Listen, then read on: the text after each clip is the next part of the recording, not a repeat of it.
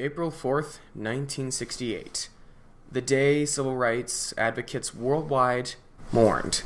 They mourned the loss of one of the greatest civil rights leaders who ever lived. And that civil rights leader was none other than Reverend Dr. Martin Luther King Jr.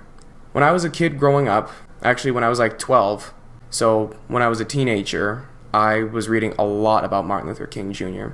I am a huge follower of him. I was given a book about him for my 12th birthday, knowing only a little bit about him, but I read the whole book, and I just couldn't believe that this was a man who actually had lived and walked and changed our lives and turned them over for the better.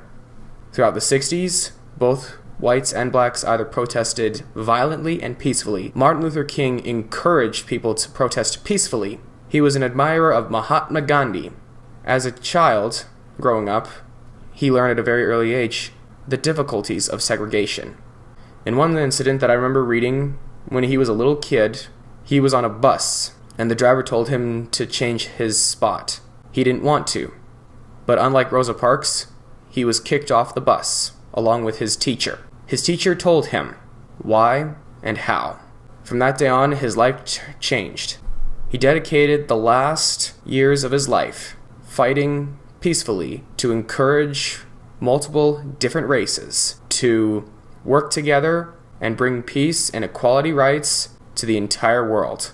Unfortunately, to this day, 2018, there are still lots of people who still believe in segregation. There is still racism. There is still people protesting, both violent and peacefully. Martin Luther King would not want us to protest violently, even 50 years after his death. He would want us to remember him and honor the legacy he leaves behind, as well as the lessons of love. There's one story that I read, and it hit me really good. It still hits me to this day. His house got bombed, and when he returned to what was left of his house, a lot of protesters approached his home, ready to fight. But then Martin Luther King said, "Love the enemy." That really hit me.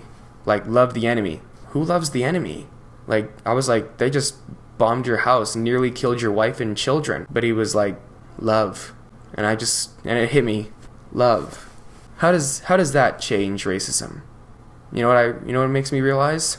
You learn, we live, we love. On April 4th, 1968, Martin Luther King was assassinated in Memphis, Tennessee. His killer, James Earl Ray, was captured only months later.